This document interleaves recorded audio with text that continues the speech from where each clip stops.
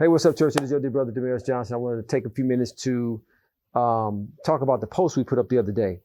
And it's dealing with the tragic decision by the Kentucky Attorney General in the case with Breonna Taylor.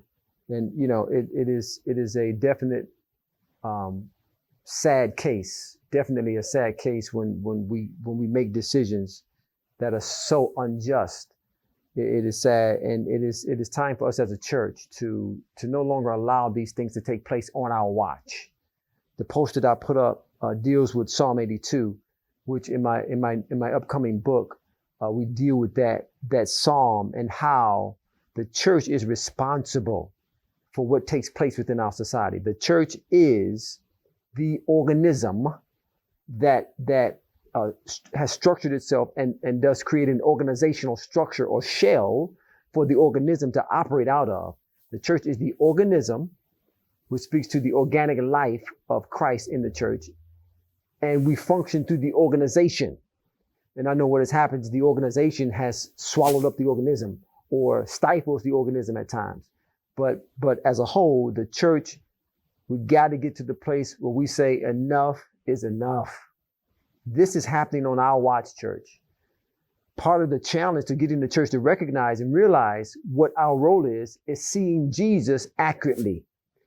We haven't seen Jesus as accurately as he presented himself. We see Jesus as a religious figure when that was not even come close to what he was. We have to begin to see Jesus and his operation and his business and his ministry and his function strictly from the perspective of being a king, which makes him a governmental figure, which makes him have a kingly agenda, which is focused on the social climate and the social function and the social construct of any society. That is what we have to see, church. Hebrews, the 6th chapter, the 20th verse, talks about Jesus coming and being made after the order of Melchizedek. Then Hebrews, the 7th chapter, talks about Jesus and the operation of him coming as a king and a priest. I know when we hear the term priest, the first thing we think about is the liturgical aspect of being a priest and what that means to us today. But that wasn't the operation of the priest. The function and the outcome that the priest was supposed to produce was the establishing of righteousness amongst the people. In their day, it was just for 1 year. In our day, it's for a lifetime. But the operation, and when you think priestly function, when you think priestly purpose, think the establishing of righteousness or a right standing between God and man. We're coming up on the Day of Atonement. This was the day where the priest would make the offering that would establish righteousness amongst the people for 1 year. That is the operation of a priest. It's not to come to establish a religion. Jesus wasn't even close to being a religious figure. He was a king and a priest, whom he say we are as a church. We are kings and priests in the book of Revelation. We're kings and priests of the Most High God. We function as kings first. Deuteronomy 14 or Deuteronomy 17, God gives us the operation and the mind of a king, of an ideal king. Throughout the Numbers, Deuteronomy, Leviticus, he gives the social order that must be established amongst his people. Well, we have to first, church, see Jesus as a king and how he functioned if we're going to continue in that ministry and the injustice that's taking place, specifically this most recent injustice. We have to get to the point where, listen, this is not going to continue on my watch.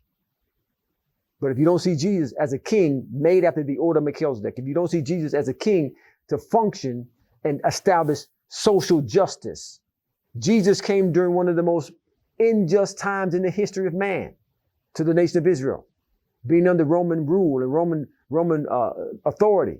I mean, they were hard on the nation of Israel. They didn't give them, they barely had any rights at all within their construct of their society. They could treat them like garbage if they wanted. They could do whatever they wanted to do to them. Right? And that's a extreme description of the times. I just want to give you the idea that Jesus came during the time of social unrest. And he came and he brought peace and he brought order. But his focus was always on the poor and the needy first.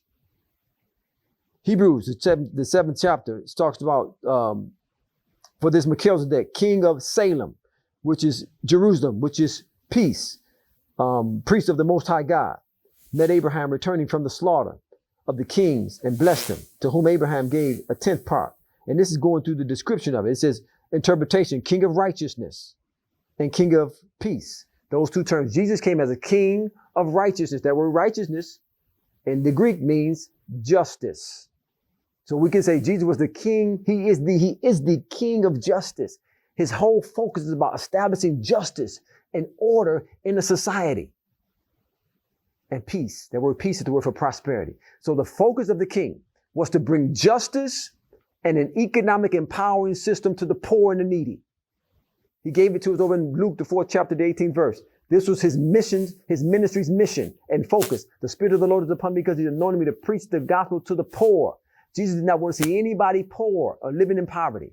So as a king, his primary responsibility is the welfare, the safety, and the welfare of his people. He'll fight for that. Now is the time, church, for us to take up the mantle that Jesus gave us to fight for the poor and to establish justice and to call out injustice wherever it happens.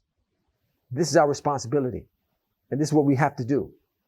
God is fed up. He's at his tipping point for what is taking place, the injustice that's taking place in the black community and in black America from white America. He's fed up with it. And I'm talking historically now. I'm talking about since 1619 up until now. All the systemic things that has taken place against black America, he's at his tipping point. Church, white church, specifically black church, it's time to use your voice, to use your vote, to use your resources, not only to speak out against it, but to execute justice. Now is the time. Now is the time. Jesus is a king. He came as the king of justice, and he came as the king of prosperity. And he always went to the poor communities first. Your heart, your mind, your resources, your actions, your ministry should be focused on establishing the same way they establish systemic injustice. Your fight, our fight as a church got to be for systemic justice to take place. Just as they have systemically put things in place to keep black America impoverished, our fight as a church is to put systemic processes and procedures in place to create an empowerment process for black America. That's where we are. Whether you like it or not, whether you're for it or not. And I know I've had conversations with my white brothers and friends and it's like, man, what about us? Well, right now it's about black America. That's what's on God's heart. So I challenge you, church. Let's do it. Let's come together. Let's stand together. Let's become the voice and the executors of justice in our society. God bless.